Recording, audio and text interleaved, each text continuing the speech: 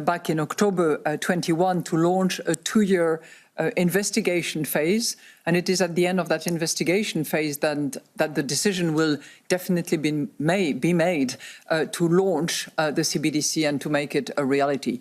We can't go wrong with that project. I'm confident that we will move ahead, but that's going to be a decision of the Governing Council.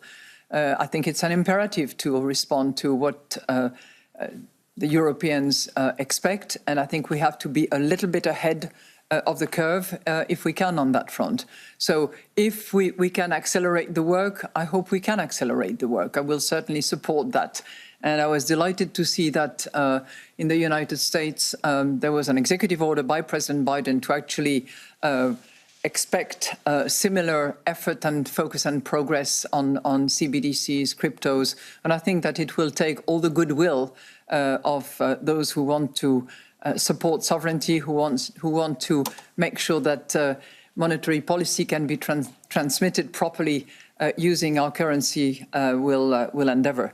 On the issue of financial stability, I totally concur with my Vice President, De Guindos, but I will also point you to the last sentence in the first paragraph of our monetary policy statement. And I know that there's been an abuse of that, but we mean it. We will take whatever action is needed to fulfill the ECB's mandate to pursue price stability and to safeguard financial stability. So, have no doubt. Thank you, President, Vice President. Francesco, we want to give it another try, so please ask your question.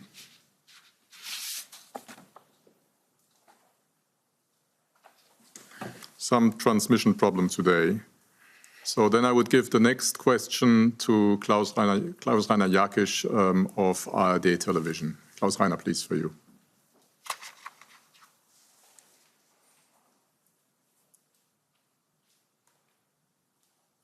Klaus-Rainer, we cannot hear. I see you talking, but we cannot hear you.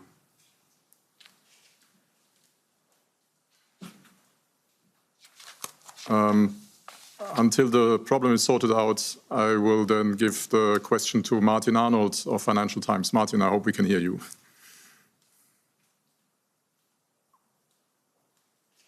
Hello, President Lagarde. Can you hear me?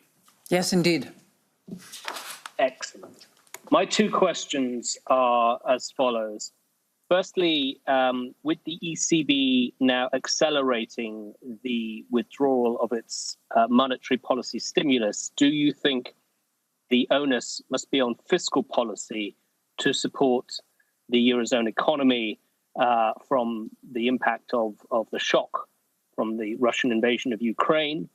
And the second question is, what would the ECB's reaction be if the Ukraine Central Bank was to request a swap line from the ECB?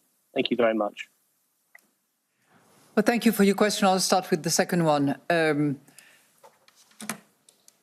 We are actually exploring, together with other European authorities, and in particular with the Commission, how we can deploy tools in order to support the Ukrainian people and the Ukrainian authorities.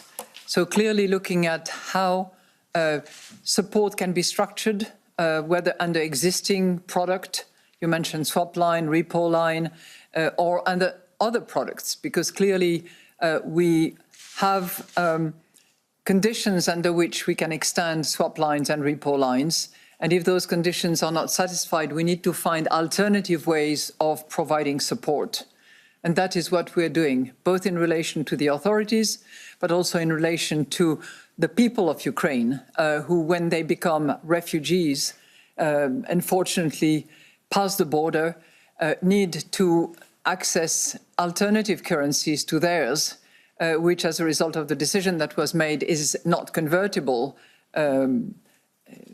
as it used to be. So we are really working hard. I hope that in the next few days we'll be able to provide tools and means to extend support to both the people and to the authorities, together with the Commission and sometimes, in some cases, national authorities within the Eurosystem. On your other point, let me just make that clear once again. The decisions that we are making today are the logical continuation of our December decisions, of our February communication, and we are on this path which is data determined and which is also delivering on our mandate, which is that of price stability. So we're not talking about accelerating, we're not talking about tightening, we're talking about normalizing, simply because we acknowledge the fact that in the present environment, which is that of high inflation and not low inflation, as it was in the past, the support that net asset purchases can give to policy rates is getting close to conclusion, and therefore requires that we decelerate the pace of purchases, consider the fact in Q3, or at the end of Q2 rather, to decide whether, depending on the data that we get, we effectively conclude net asset purchases, the principle of which was agreed today. Thank you. Thank you, Madame Lagarde. I see that now Balazs Korani from Reuters is connected, so perhaps you can connect Balazs. For you, please. I'm trying my best. Do you hear me? Yes. Great. Apologies for this technical issue. President Lagarde, in your press conference, you mentioned that in the discussion there were various options being discussed, or at least advocated by governing council members. Could you tell us a bit more? Were there people who suggested no end date, or what were the options that governing council members advocated? The other question I have is sort of this longer, broader question about inflation. I think it's clear that Girls, the chess club has gained an edge on our bait sales. We need more ways of connecting with customers fast. I know some consultants with great ideas. Can they help us improve our digital experience? Absolutely. They've invested over $2 billion in tech. That could really help us manage inventory. And save us a ton of dough. Then let's take back our market share. Checkmate, chess heads. Girls, I said bedtime.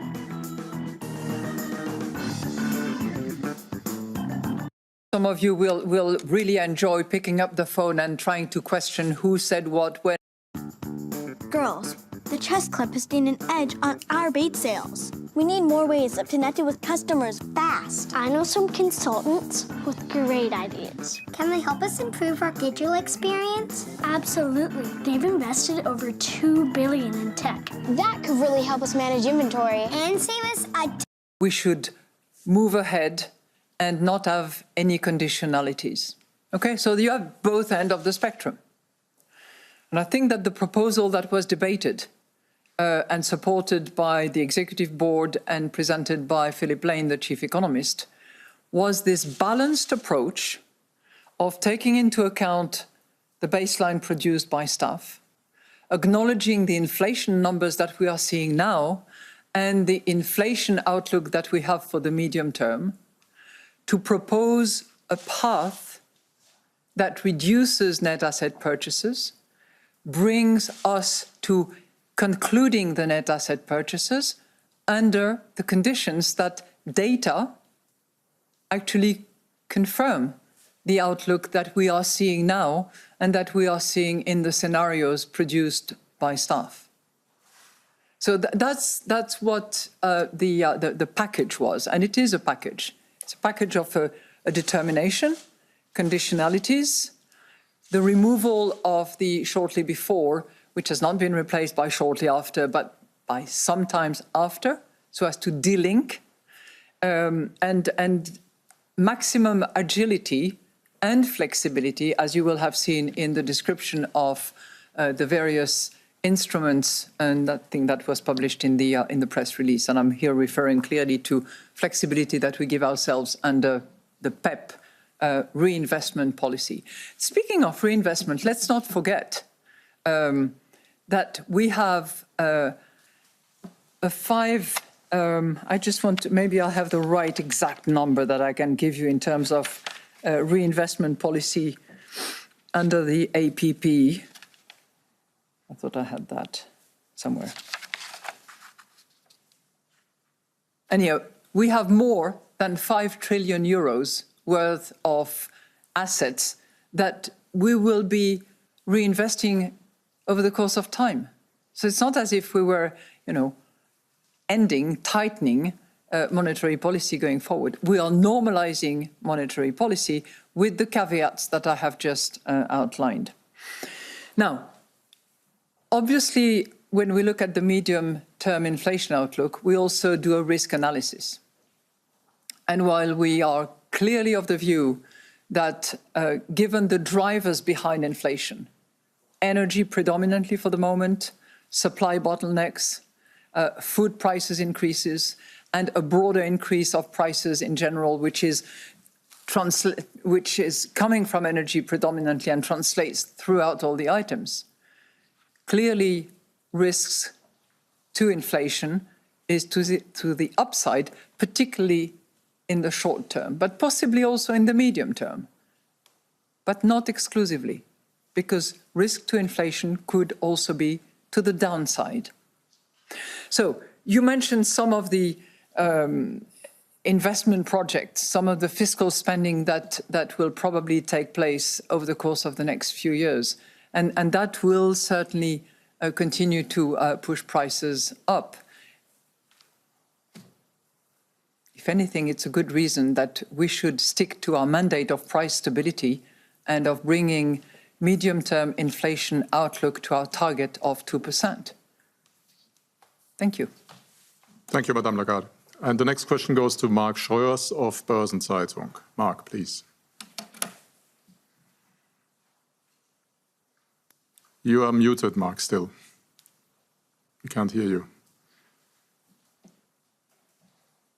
No. No, sorry. I will then go to Eric Albert of Le Monde. Eric, please. Good afternoon. I hope you can hear me. Yes. Thank you very much for taking my question. I got a couple of questions. One on the fiscal side.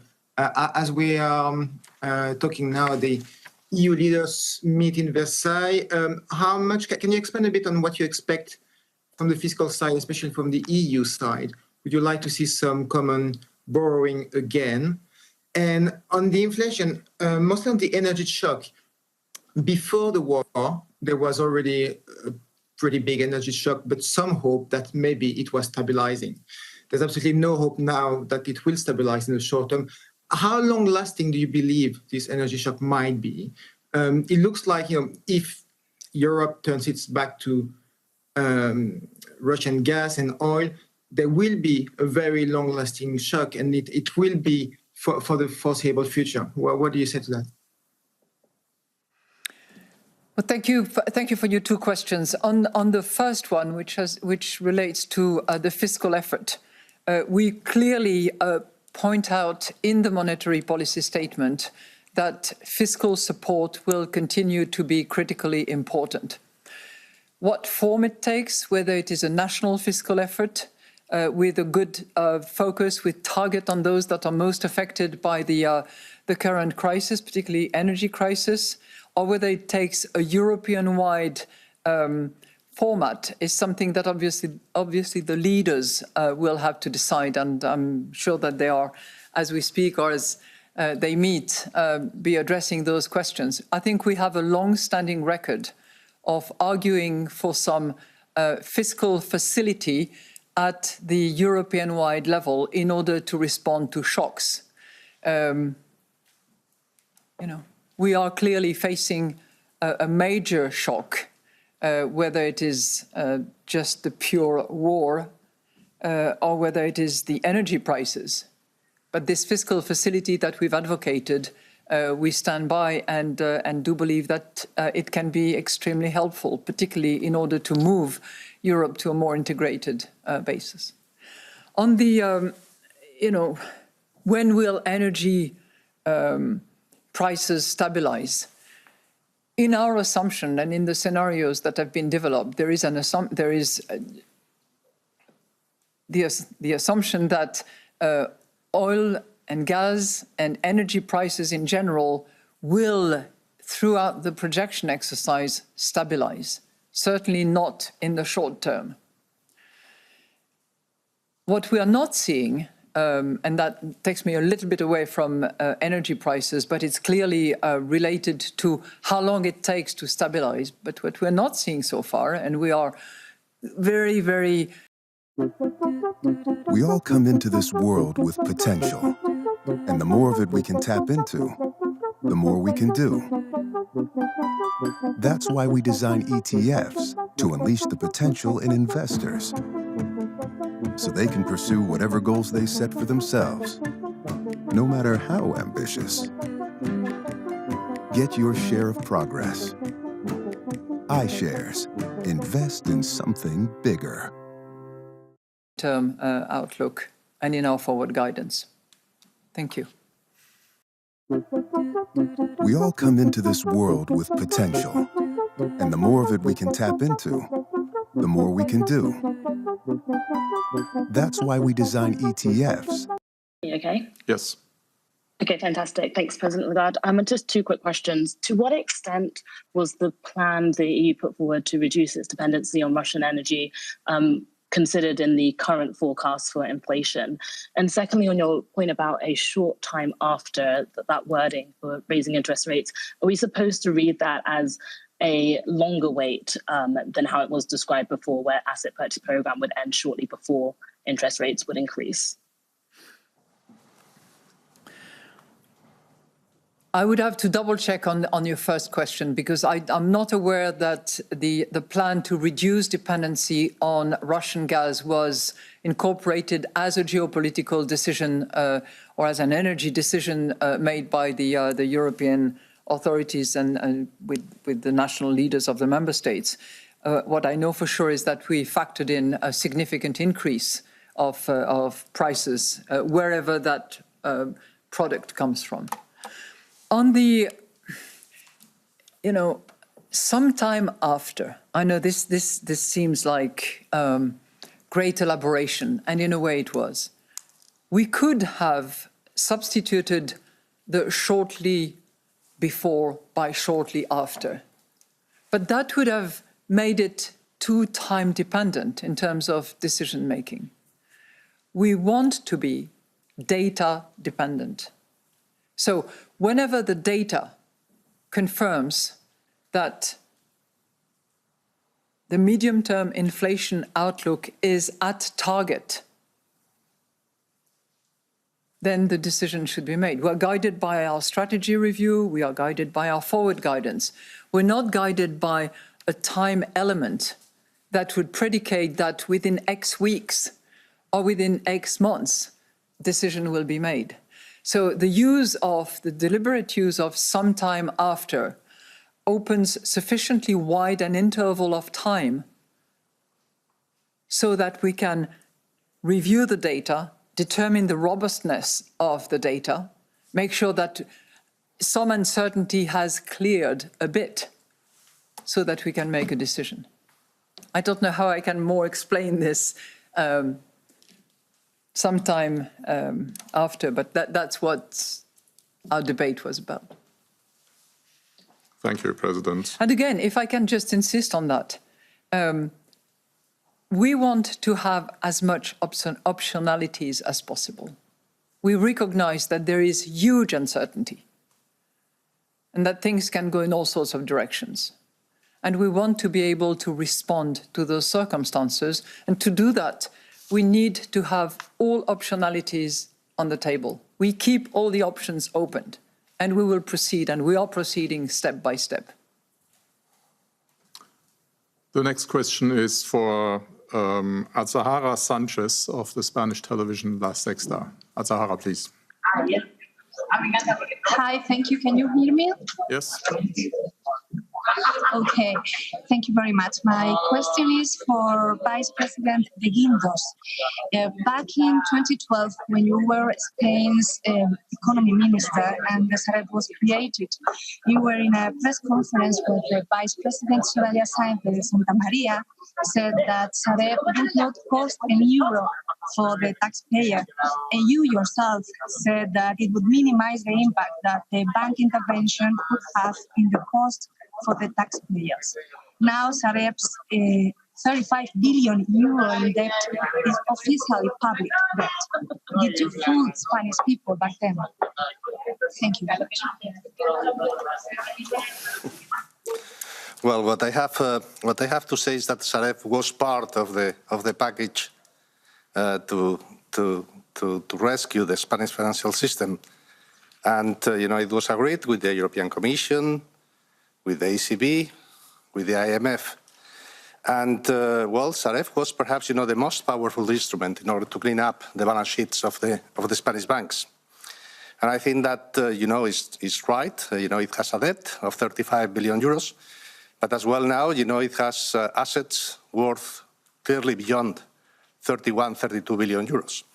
So Sareb has been a quite a useful instrument that was used as well, and this instrument was used in other countries like Ireland, for instance.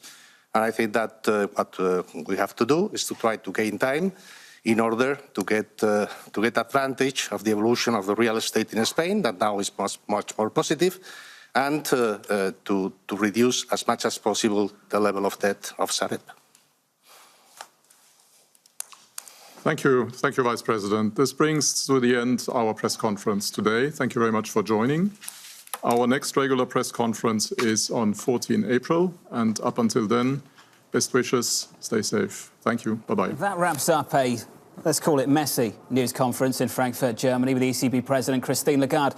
Here's your price action going into the opening bell in New York City a few minutes away. The equity story shaping up as follows. Equity futures in the United States on the S&P 500 negative by a little more than 1%. The euro negative as well. We've been dancing around over the last couple of hours. We'll talk about that a little bit more a little bit later. Euro dollar negative 0.4% to 110.33. The move in the Italian bond market, Germany too, notable. A big move on the Italian 10-year by 21 basis points. To 190, just short of that level. On the German 10-year, up around about 6 basis points.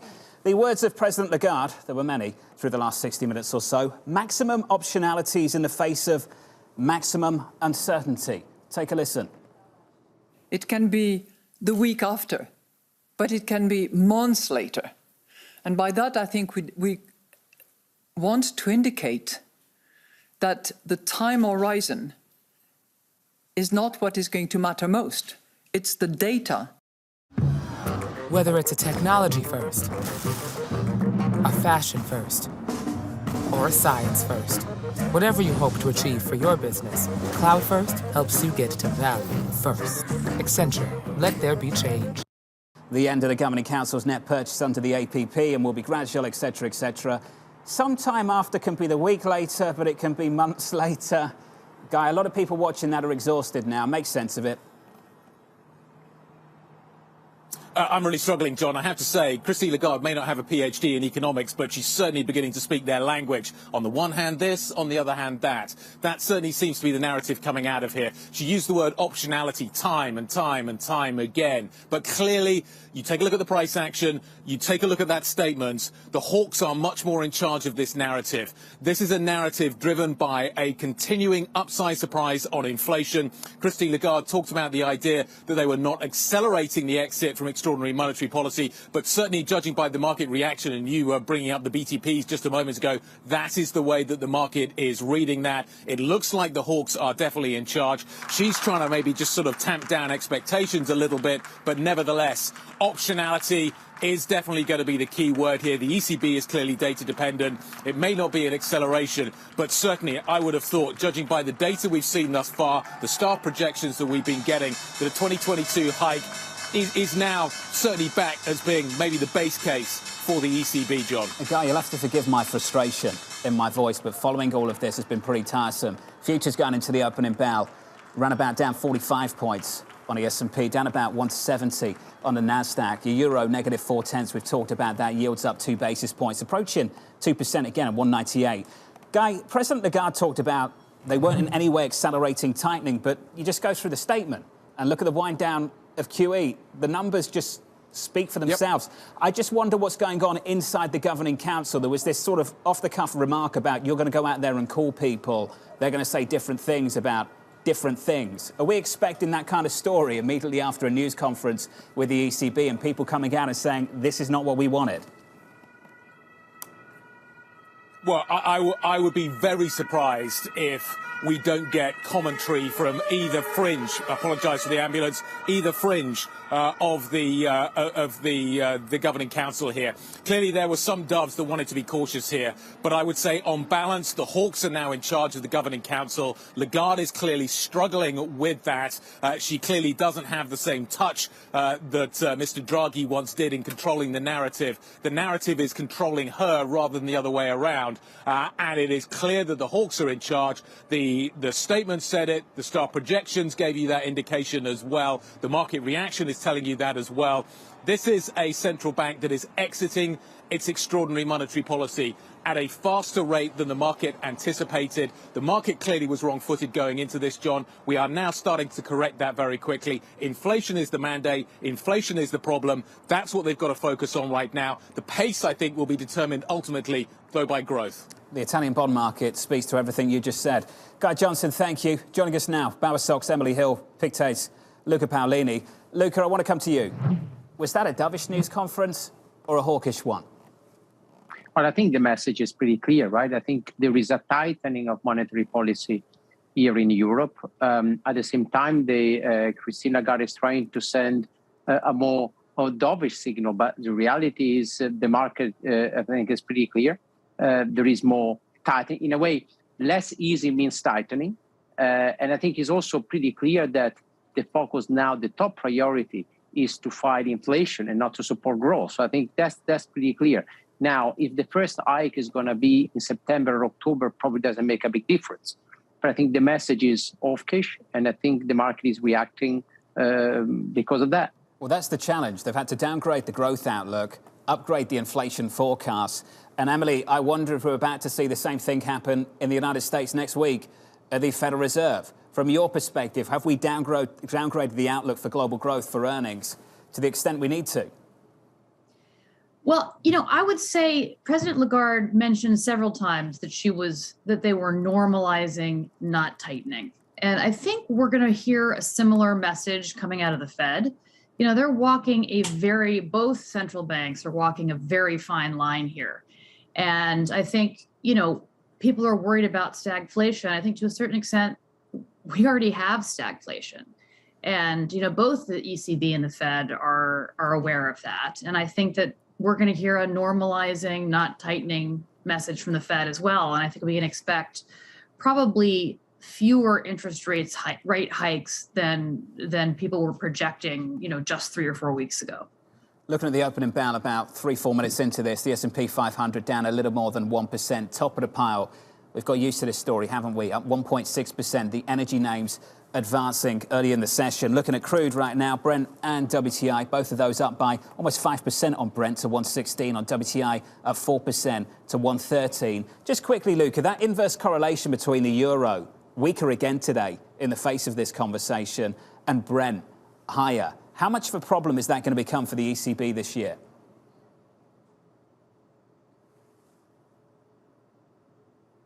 Not sure that Luca Paolini can hear me, so we'll move on to Mike McKee. Mike McKee, you and I can have that conversation another time.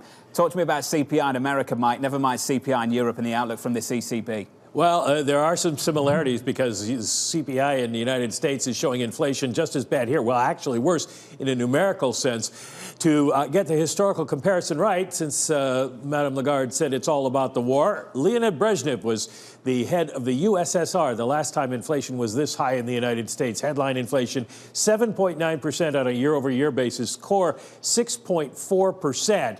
And that is not good news for a Fed that has to figure out how it's going to handle that while at the same time worrying about what happens with the economy.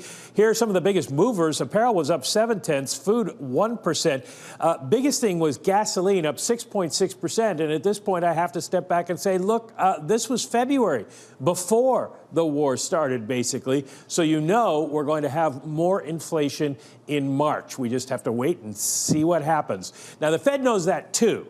And they also know that some of the things that we had seen go up post-COVID will start to go down. Used cars were off in price. So they're going to be watching this. They're going to be watching inflation expectations to make sure they don't become unmoored. And the problem is, if you look in the lower right-hand corner there, you can see market expectations for prices over the next 5 years for the first time in a while are starting to rise a little more significantly today after seeing this data. And so the Fed has to act.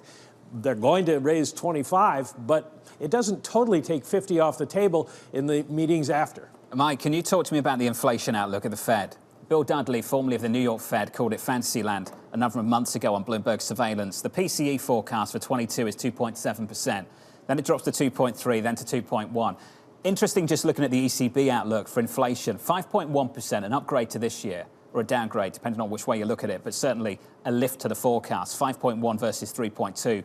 Then 1.9 in 2024. Mike, what is it about central banks that just keep on saying, we'll get there, we'll get to where we need to get, and they always just pin that into the forecast?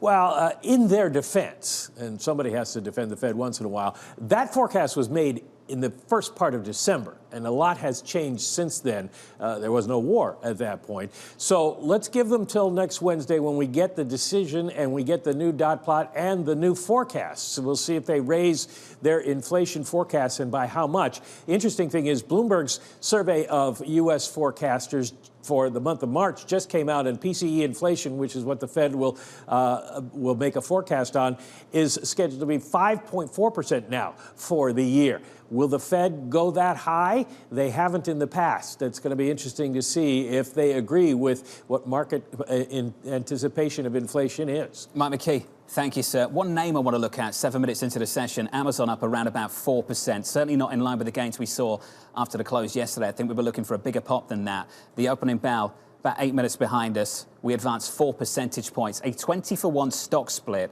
a $10 billion buyback. Does the stock split matter? You know my views on that already. But this is what Morgan Stanley had to say, more symbolic than material. And on the symbolism, the analyst community seemed to believe that perhaps this is a tilt to a more investor-friendly stance and away from the big monster capex cycle of years gone by. Perhaps the stock up by a little more than 4%. Emily, I want to come to you on how corporate America deals with the inflation story that Mike McKee just described. Margins were great through 21. Can that story continue through 22?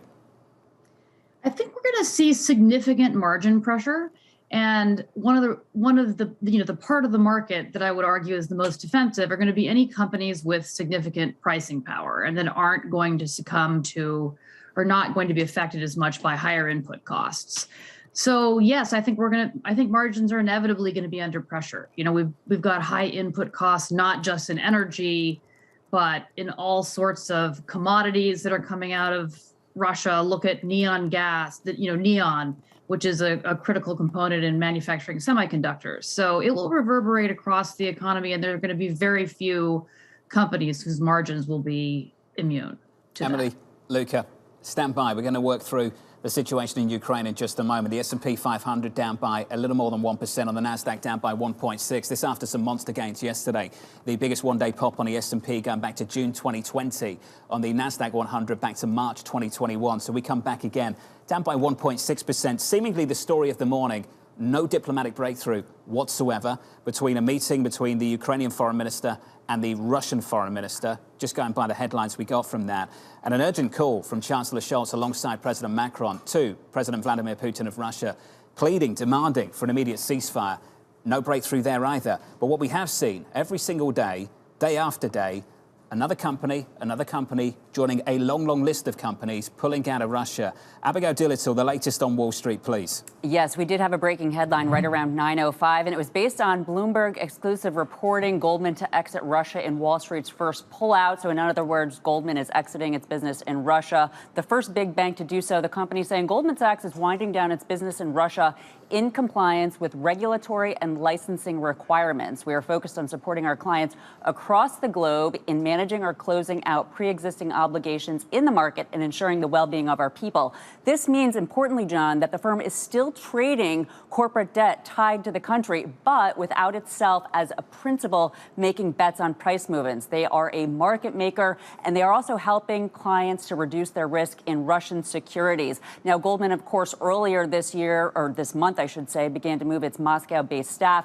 The question, John, here is, will other banks follow? Citigroup, of course, is assessing its operations. It has the largest presence in Russia of any U.S. bank. Goldman, again, acting as a trailblazer, the first to leave Russia. The stock down a little bit, in line with markets lower today, despite the fact that yields are higher, John. Abby, thank you. Coming up on the program, Russia and Ukraine making little progress in high-level talks. We agreed to continue efforts to seek a solution. That conversation still ahead.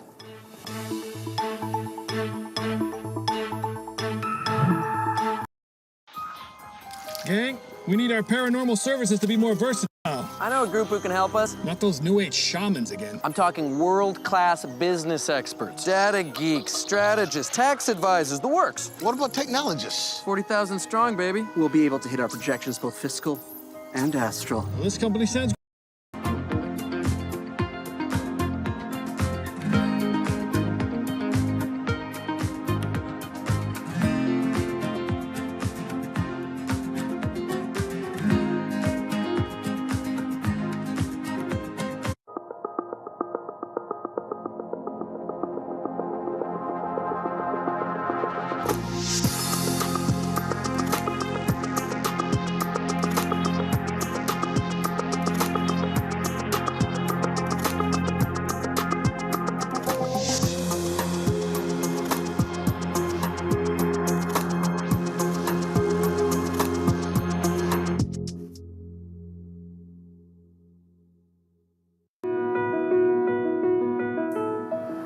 It's almost the end of the year, but Bali is still quiet and empty.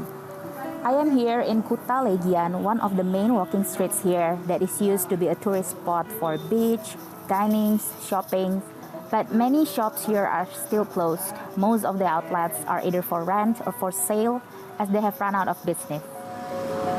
Saya kerjanya di sini udah lama, udah ada 10 tahunan di sini kerja.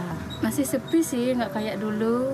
Kalau dulu kan rame, sekarang ya ada 1-2 itu ada, tapi nggak kayak dulu. Kalau dulu rame sekali, sekarang paling dapat jualan ya 100, 120 gitu, 200 ya.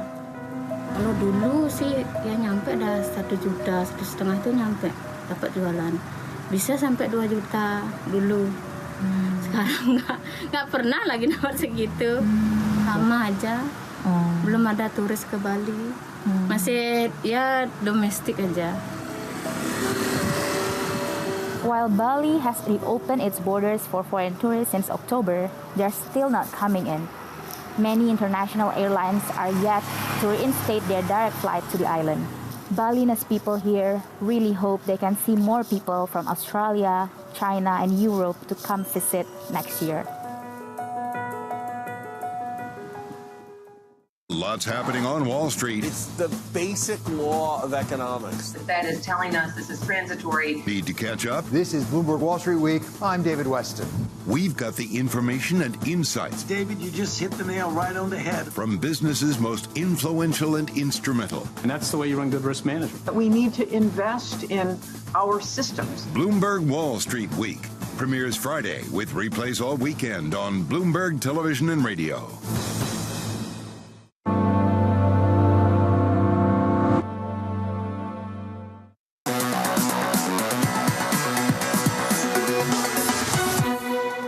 The broad narrative that he conveyed to me is that They will continue their aggression until Ukraine meets their demands. And the list of those demands is a surrender. Diplomatic talks between Russia and Ukraine delivering no breakthrough. The Russian Foreign Minister Sergei Lavrov sticking to the Kremlin script and saying the following: "We want a Ukraine that's friendly and demilitarized, where there won't be a ban on the Russian language, on Russian culture." Team coverage starts right now on both sides of the Atlantic with Bloomberg's Maria Tadeo and Anne-Marie down at the White House in D.C. Maria, first to you. The talks lined up in Turkey, the foreign ministers from Ukraine and Russia, and seemingly no breakthrough.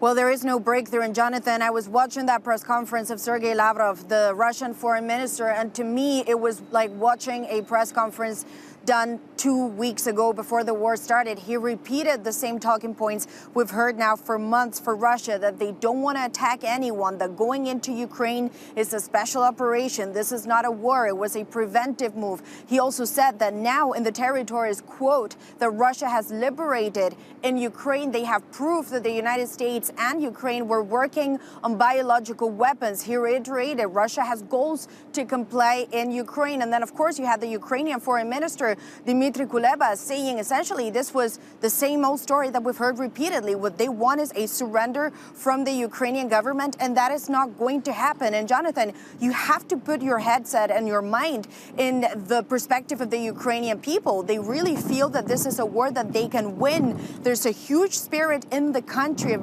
continue to fight, and resist. So for the time being, there is nothing that indicates there is a diplomatic breakthrough in sight. AMH, the pictures that came out of Mariupol yesterday were deeply disturbing, incredibly upsetting, and we're all seeing this play out in real time. There was a conversation in financial markets about so-called peak sanctions. I wonder if the pressure builds even more so, not on the Americans necessarily, but on the Europeans, to push further on this, and perhaps the White House pushes them to do so, given that these pictures, right now at least, are a daily occurrence. Jonathan, that's exactly right. When you see pictures like we have coming out of the city of Mariupol, when we have bombs on a hospital that had a maternity ward, there is pressure now building to really top heights on this administration and capitals in Europe to inflict more pain on President Putin and those that surround him. We already saw a move very early this morning from the United Kingdom going after 7 individuals close to President Putin.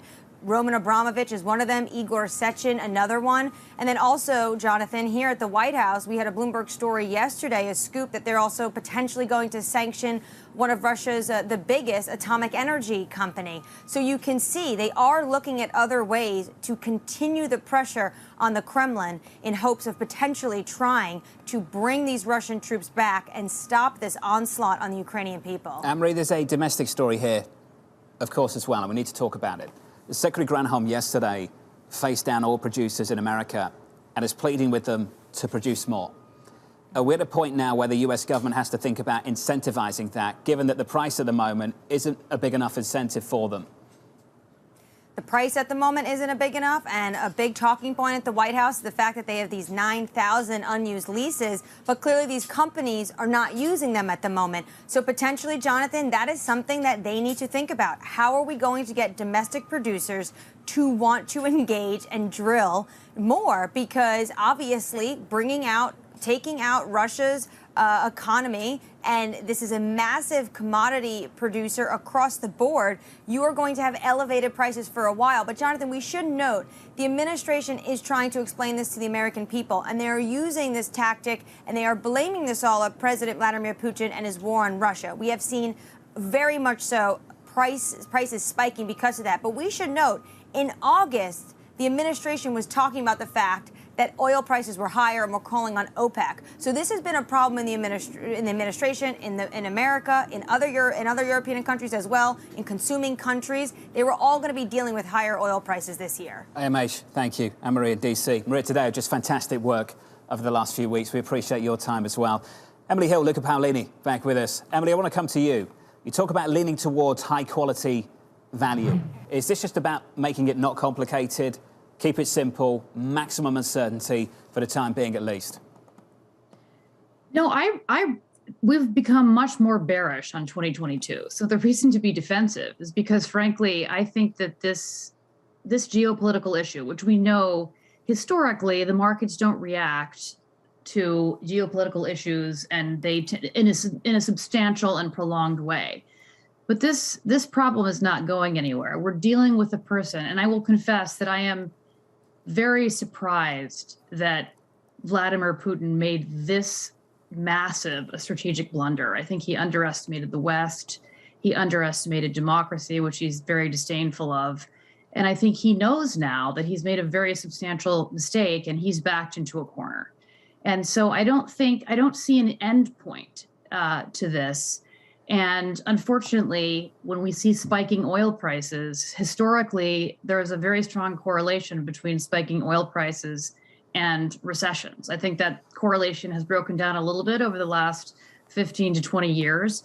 But the reason to stick with high quality companies with pricing power is that's where you're going to protect portfolios. We are slowly unplugging one of the biggest commodity producers in the world, on the planet.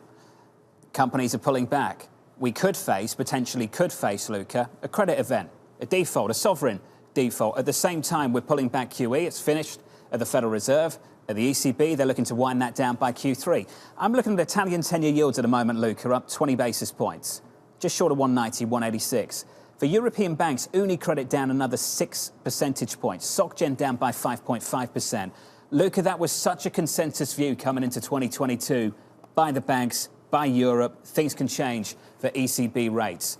Luca, what do you do with the European banks now, and how much of a risk is building on the continent? Well, let me say that the call on European banks was based on the assumption that European growth would be very solid. And when you have, inflation, where it is going to be probably close to 7%, you're going to have obviously the impact on confidence, consumer business confidence from the situation in Ukraine. Well, you have on one side the direct impact of Russia, but also the impact of weaker growth.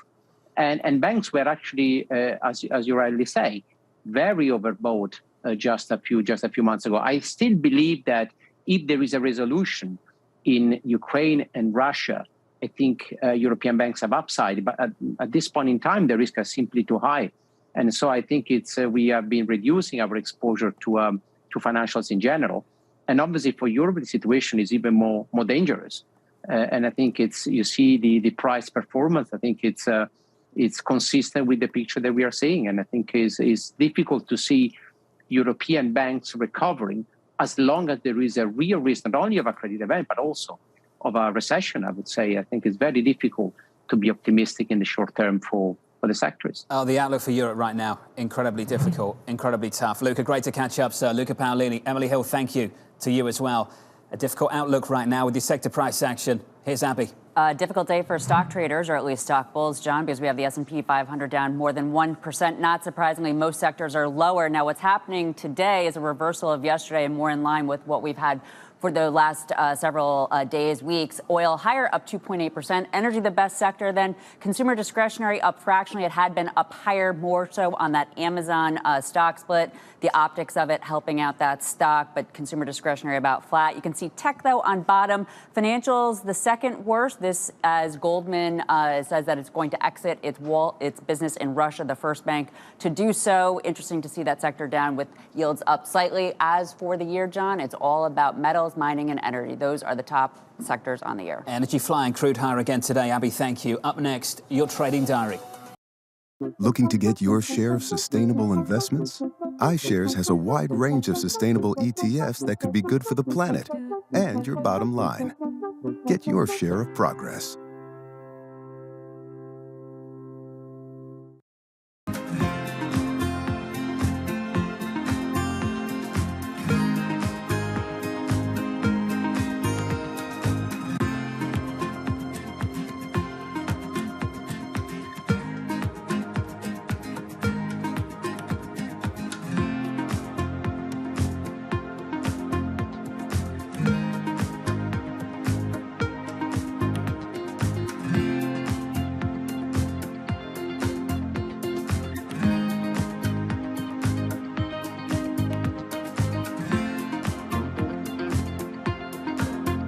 Front Row, Exclusive interviews with the most influential figures in finance. Lloyd Blankfein.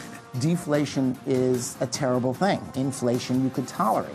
Kathy Wood. Tesla will be in the pole position to dominate. Jeremy Grantham. We've had a very, very abnormal honeymoon Goldilocks period. First available on the Bloomberg Terminal, then on Bloomberg Television and Bloomberg.com. Front Row, the best seats in the house for business's greatest minds.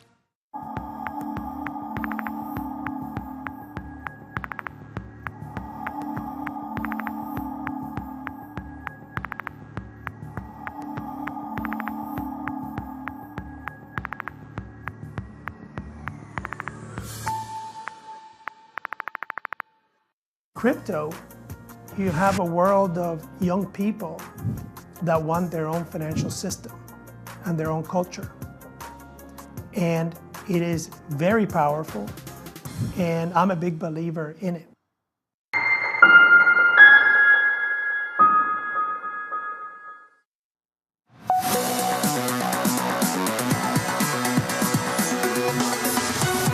Twenty-five, 26 minutes into the session, no diplomatic breakthrough between Ukraine and Russia. Equities back down again by 0.8%. The two industry groups that are in positive territory, Energy one for the obvious with Brent and WTI advancing today. Consumer discretionary as well. But Amazon is the story there after that stock split and that $10 billion buyback. That's the price action. Here are your trading diary events. President Biden speaking with President Erdogan of Turkey. EU leaders kicking off a two-day meeting at 11:30 Eastern. The US Treasury selling $20 billion of 30-year notes at 1 p.m. And we hear from the president again later this evening. From New York City, this was the Countdown to the Open.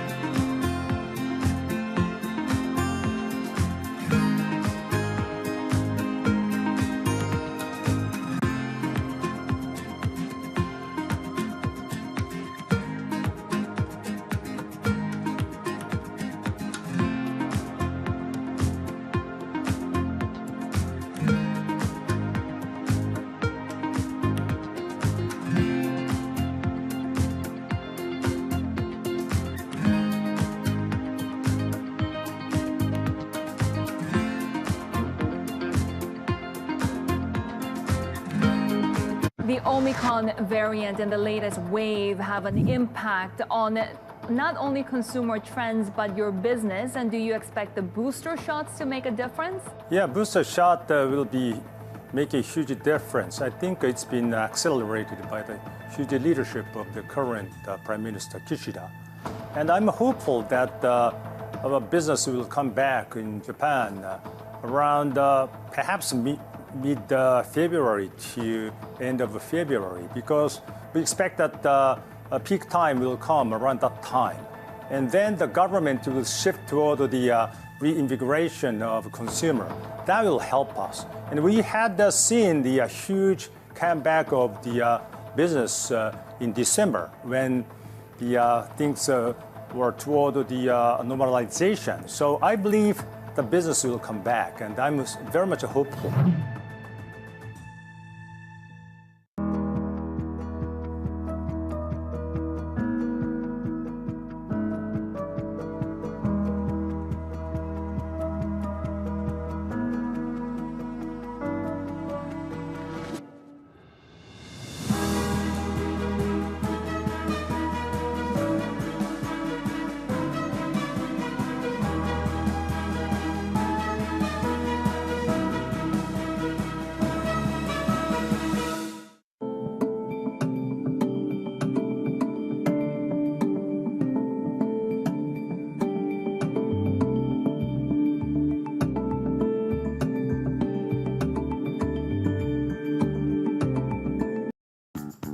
Girls, the Chess Club has gained an edge on our bait sales. We need more ways of connecting with customers fast. I know some consultants with great ideas. Can they?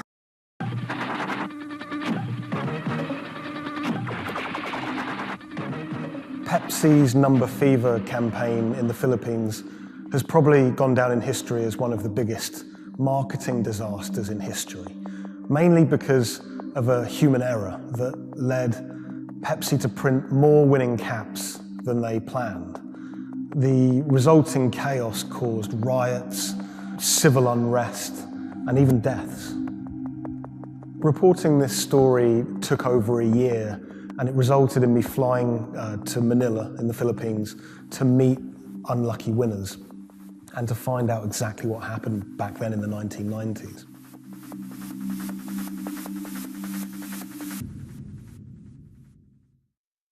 My name is Jeff Maish. I'm a journalist based in Los Angeles. I wrote the story for Bloomberg Business Week about Pepsi's Number Fever campaign. The Philippines is a really interesting country. It's made up of thousands of islands, and it's also a country that's very heavily influenced by America. American culture is everywhere you look in the Philippines. They're obsessed with Frank Sinatra music, for example. They love all things America, and that extends to their love for soft drinks, Pepsi-Cola, Coca-Cola. In the 1990s, it was everywhere. Pepsi and Coca-Cola were embroiled in what is now known as the Cola Wars. It was a fierce battle for market dominance. Number Fever was already a really popular promotion. It had been rolled out in America to great success. And so Pepsi decided to roll it out internationally, particularly in Asia. They thought it was the answer to their problems. They thought it could finally help them beat their biggest competitor.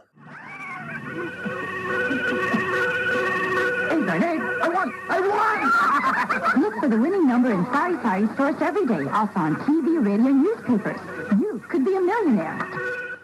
$1 million pesos, or $68,000, doesn't sound like a lot now, but in 1992, that was a phenomenal amount of money. You've got to remember that in the Philippines at the time, the average monthly income was about $100, so $1 million pesos was wealth beyond anyone's wildest imaginations. Number Fever caught fire in the Philippines. Kids were saving up their pocket money to buy a bottle of Pepsi. Parents were squirreling away all of the bottle caps in bags. You would walk down the street and people were going through trash trying to find discarded bottle caps. It was a national phenomenon. Pepsi boasted that half the population of the Philippines was playing it. Number Fever boosted Pepsi's sales every month from $10 million to $14 million. It had a huge impact on Pepsi's bottom line. Number Fever quickly became number hysteria. Maids were being jailed for stealing their employers' winning bottle caps.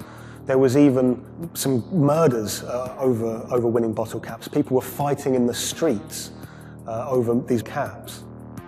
There were signs that there were going to be problems with Number Fever very early.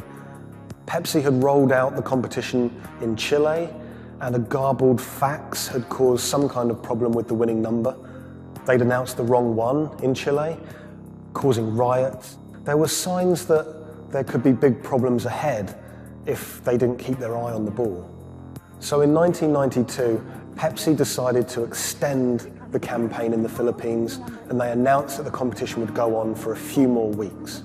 One night, on the television news, they announced the latest winning number, 349. The problem was, 349 had already been allocated as a non-winning number in earlier campaigns. So there were literally hundreds of thousands of bottle caps with 349 just floating around the Philippines. Hundreds of thousands of people all across the Philippines, thousands of islands, were finding winning bottle caps. 349, 349. Some people had 10 lucky 349 bottle caps. People were dancing in the street, celebrating. They thought their problems were over. They were millionaires. It's still not certain exactly how many winners there were of lucky 349 bottle caps, but we know that Pepsi printed over 600,000 of them. Pepsi realized very early that there was a problem. Hundreds of people started arriving at their bottling plants with their lucky bottle caps. They realized something was seriously wrong. Pepsi tried to solve the problem by offering a small token donation to anyone that brought a lucky bottle cap to their bottling plant. But it wasn't enough. People didn't want just a handful of pesos. People wanted their million peso prize. Within a year, violent protests and riots outside Pepsi factories would leave dozens injured and 5 people dead. At one Pepsi factory in the Philippines, a grenade was thrown through the window. It killed 3 Pepsi employees. Anacita Rosario was a school teacher living near Manila in the Philippines. She was one of the tragic victims of this whole thing. She was walking to a nearby store to buy some rice one day when a Molotov cocktail was thrown at a Pepsi truck in a violent protest. It bounced under the truck and exploded. It killed her and an innocent bystander who was just a child and injured many others. When I was in the Philippines, I tracked down Anacita's daughter, Cindy, and her husband, Raul. It was clear to me that they were still very upset by the whole thing. You know, a family had been ripped apart by this competition. And Raul told me that he'd never remarried. He'd told me that he'd gone to meet Pepsi executives after his wife was killed. And he was angry. He said to them, you know, this wouldn't have happened if it wasn't for you, if it wasn't for Number Fever. The biggest revelation from my reporting was rumors that Pepsi was somehow involved in bombing their own trucks. I found a newspaper report with a headline that said, "Pepsi goons bomb their own trucks."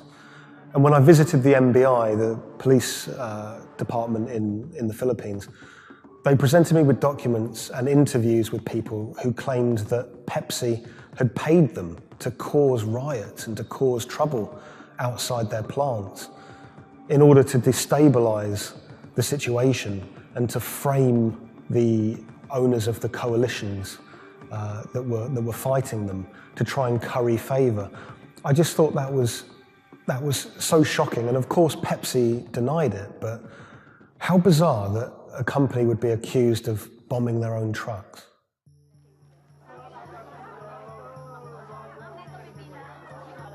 The contest had sparked so much anger in the Philippines because it landed at just this really weird time in the Philippines' history. It was during a crazy election that was racked with allegations of fraud. The Philippines was in a kind of love-hate relationship with America. They loved, obviously, the American aid and finances that was pouring into the country, but at the same time they yearned for independence. They wanted to be their own country. Vicente Del Fierro was a local preacher living in Manila, and he hated the Number Fever campaign. Del Fierro thought Pepsi's Number Fever campaign was just one of the many ways that America was asserting its dominance over a third world country. He hated seeing his fellow countrymen get ripped off, in his eyes, by this huge multinational American company. He wanted justice. Del Fierro rounded up over 800 winners of 349 bottle caps, and he got them all together to sue Pepsi for over $400 million to be divided between those holders of lucky bottle caps. Del Fierro took money from some of the people who could afford it. They paid him 500 pesos to help with legal fees, but for people who couldn't afford the money, he would just represent them pro bono. The alliance is to build up pressure on Pepsi. And so you see people marching in the streets. So we had mounted our own campaign, even in the U.S. He flew to America and he hired 2 consumer lawyers here in America to take on Pepsi. He had a meeting at Pepsi's headquarters to try and resolve the problem, but he said he wanted to take it all the way to the highest courts in America. When those cases were heard in America, those courts decided that this was a problem that should be heard in the Philippines, not in America. Back in the Philippines, Del Fierro continued his case in the Filipino courts. At one stage, there were arrest warrants handed out for 9 Pepsi-Cola executives, which he saw as a big victory. We don't know if those arrest warrants were ever upheld, but it made newspaper headlines across the country. Pepsi did not take kindly to Del Fierro's campaign. They tried everything to shut him down. They sued him for libel. My father had to attend 3 times a month for a branch 145 and another hearing for the branch 113, also 3 times a month. Also, there was a time my father was hospital due to heart failure. Still, he had to attend the 2 branch hearing. Otherwise, for not attending, the judge will issue a warrant of arrest to my father. My father passed away January 13, 2010. After staying for almost 1 year in the hospital, he died of complications due to heart failure. After the death of my father, I was inspired to do the website. PepsiCo will be remembered for what they did to the consumer in the Philippines and to my father. When I reached out to Pepsi for comment for this story, they claimed that they didn't have access to anyone who was working at Pepsi that was around in those days. They also said that during COVID-19 they didn't have access to their documents about this, but you know, they were very careful to say that they were sorry for everything that happened, and we do know that Pepsi did try everything to try and make this right. The Pepsi number fever disaster cost the company millions. We know that they paid up to $10 million in those goodwill payments, but the financial effect could be much greater. After the disaster, we know that Pepsi sales dipped. They were overtaken by Coca-Cola again. Pepsi's number fever disaster changed the legacy of that soft drink in the Philippines forever. Some people of a certain age won't touch it. For many people, Pepsi is a taboo word. A lot of the people that I spoke to were still quite traumatized by their experience, by that experience of winning $1 million pesos, losing it, and then returning to their normal life in poverty in Manila.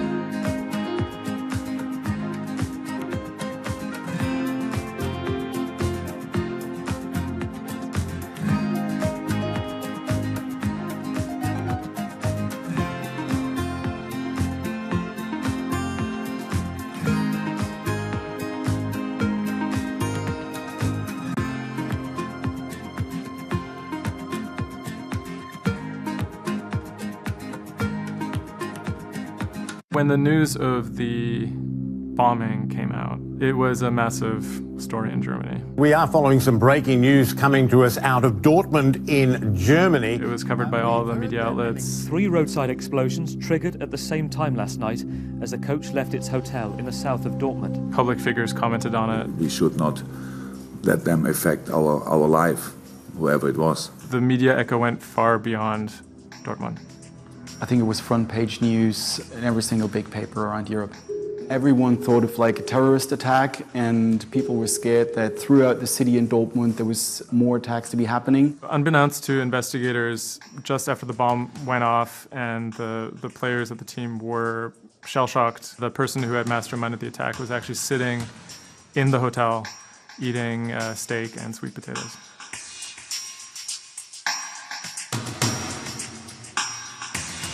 My name is Thomas Rogers. I'm the journalist who wrote the article, The Get-Rich-Quick Scheme That Nearly Killed a German Soccer Team.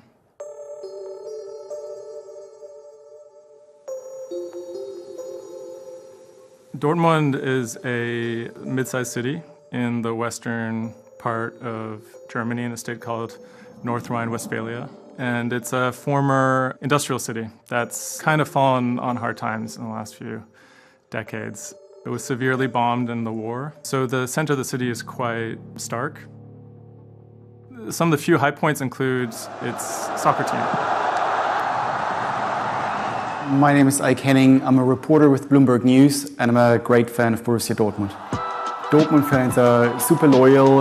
On all match days, the entire city is in black and yellow. It's like a religion. I think more than most German cities, soccer does play a very large role in the identity of Dortmund. In October of 2000, the BVB became the first team in the Bundesliga to actually go public. Salaries for soccer players in the Bundesliga have gone up very dramatically. With such high prices, they thought that by going public, they would be able to compete better with big teams like Bayern Munich.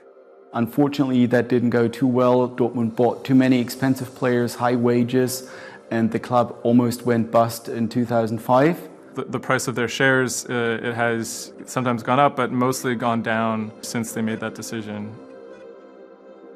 So on April 11th, 2017, the team was staying in a hotel on the outskirts of Dortmund. Match days are always special in Dortmund. Everyone is looking forward to it. The team always meets in the same hotel ahead of matches.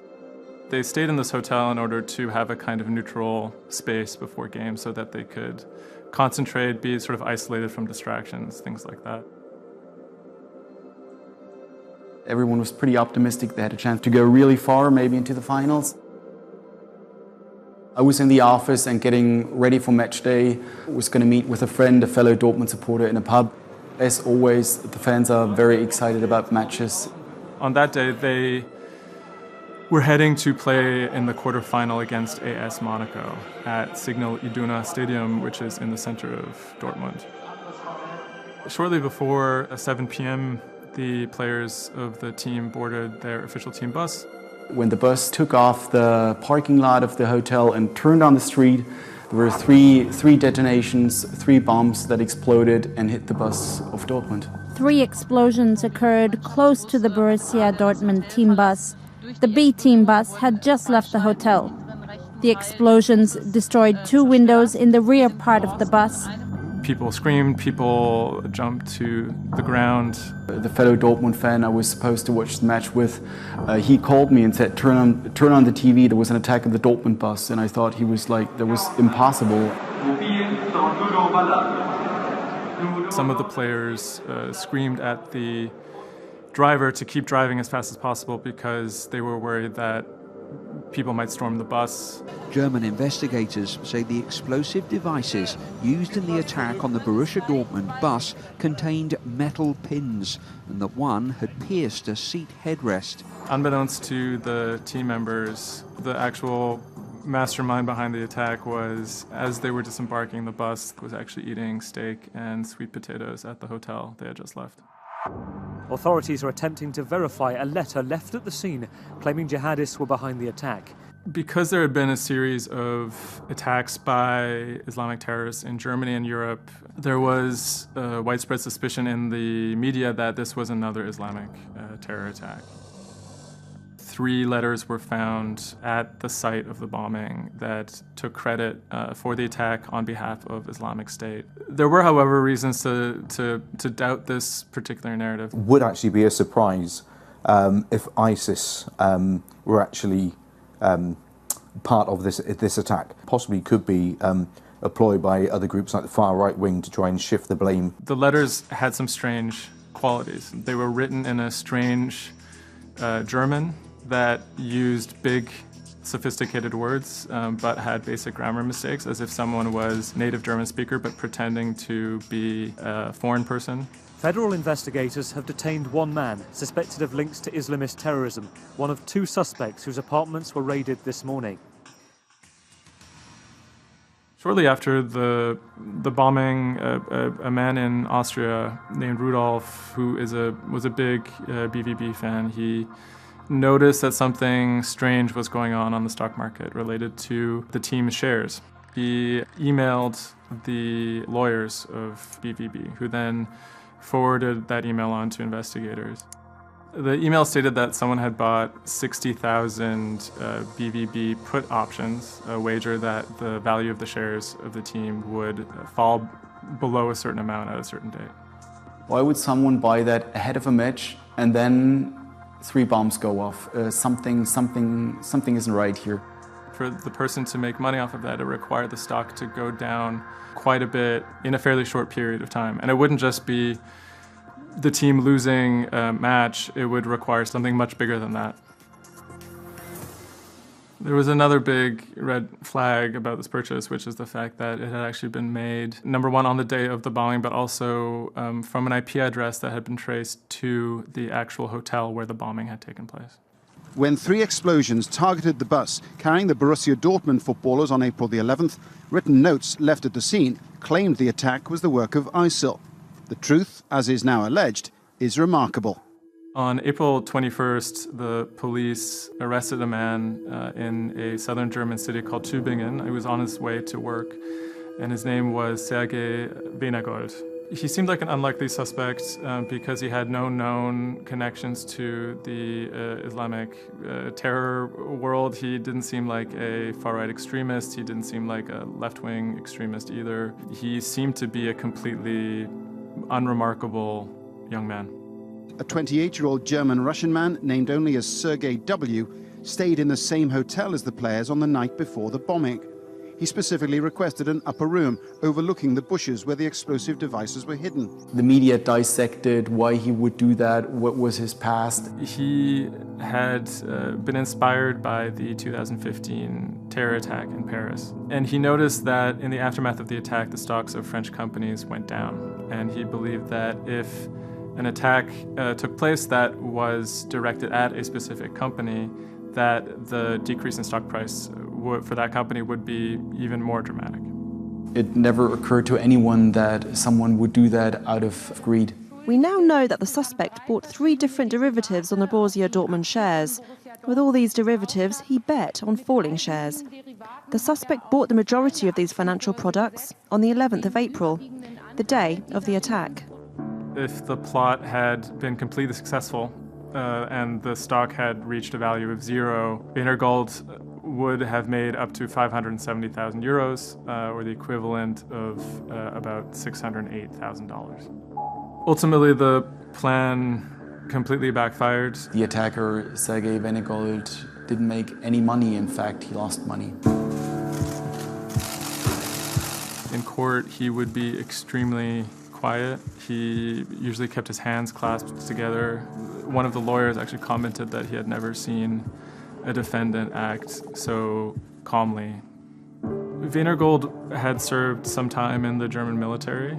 From that information and from online research, he was able to figure out how to assemble remote detonated bombs that would do what he hoped to do. There were a few days of extremely emotional testimony, including the soccer players who described doubting whether or not they could ever play another game again. It brought everything back up, and it didn't quite help them to kind of process what was going on. Throughout it all, he sat there completely silent.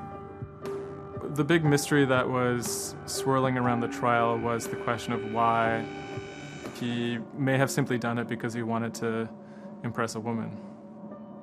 Rebecca is a young woman who has a very troubled home life. She ultimately sees her relationship with Venergold as an opportunity to leave that troubled home. Venergold is a Russian immigrant to Germany. He speaks with an accent. He has anxiety in large groups of Germans. She begins to resent the fact that he has these fears and feels a little bit trapped. Rebecca attempts to dump him on multiple occasions, and he threatens to commit suicide if she leaves him. Venergold apparently told Rebecca that she would soon be seeing a surprise. After being dumped, via text message, he apparently began planning for this attack in earnest. Weinergold was charged with 28 counts of attempted murder, which carried a maximum sentence in Germany of life in prison. He claimed that he had nothing to do with the attack, but as time went on, he admitted that he had actually been the person who had built the explosives and had set them off. But he claimed that he didn't want to actually kill anybody. Ultimately, Weinergold didn't receive the harshest possible sentence. He was given 14 years in prison, but it's still a considerable amount in jail in Germany.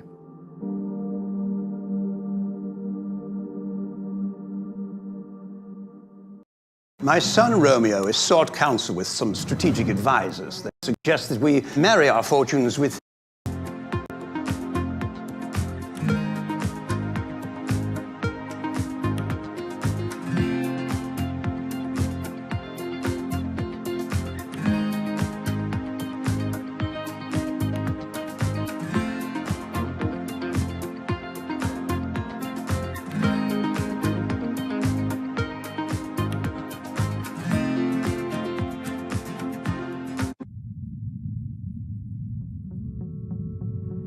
The threat of an asteroid hitting Earth is very real. If it's big enough, it's also very final. These are very, very infrequent events. The probability is not zero, though. A blinding flash of light streaking across the sky. About 100 tons of space rock falls on Earth every day. Most of it is so small it burns up in our atmosphere or lands unnoticed away from major populations. No human in the past 1,000 years is known to have been killed by a meteorite, and according to NASA, no large object is likely to strike the Earth any time in the next several hundred years. However, one thing is certain: we haven't found them all. There are thousands out there, and we don't know where they are.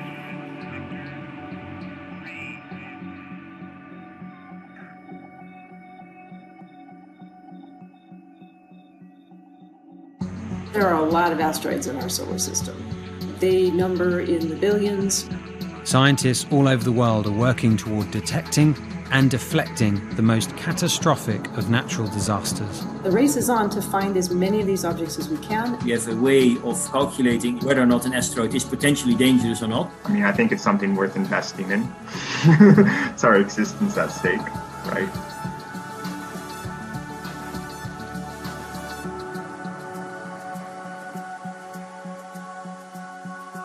Amy, let's get this one out of the way. It's probably the question you get asked the most, but how scared should we be? Asteroids and comets are a natural hazard that's out there like a lot of other natural hazards.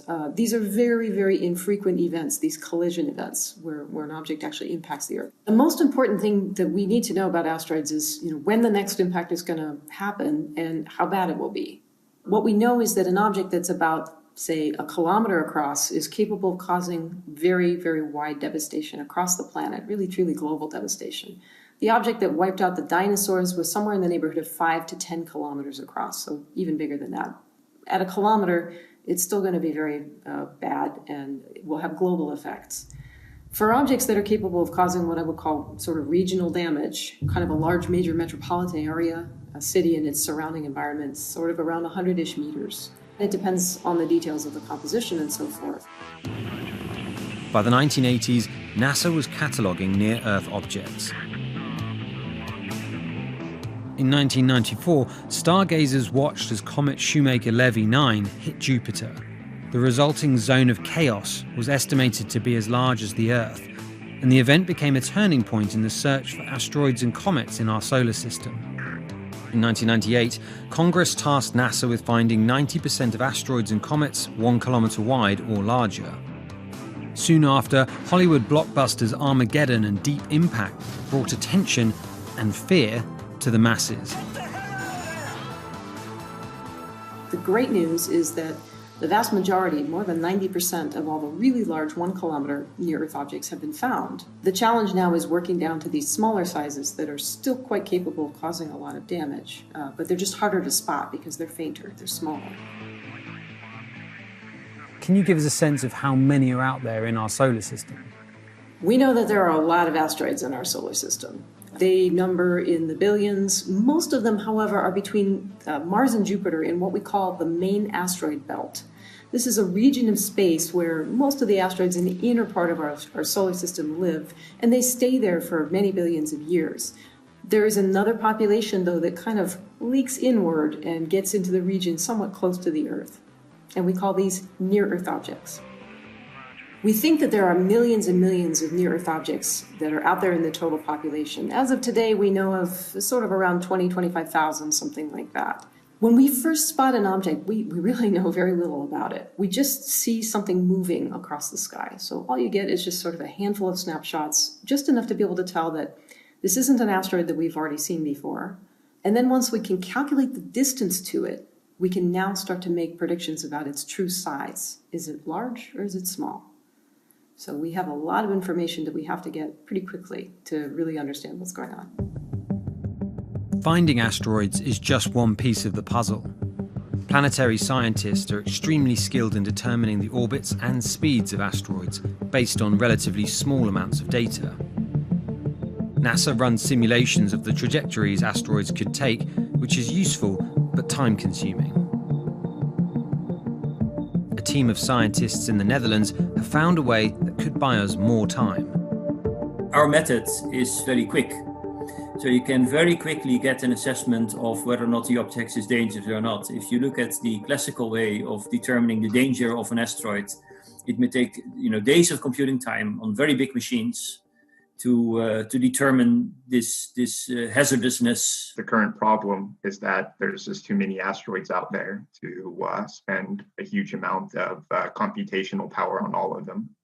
So the neural network allows us to focus on what really could go and pose a hazard to Earth. A neural network is a computing system that mimics the way the human brain operates to find underlying relationships in a set of data. By training the network in this way, you train it in recognizing those objects that are most likely to hit the planet.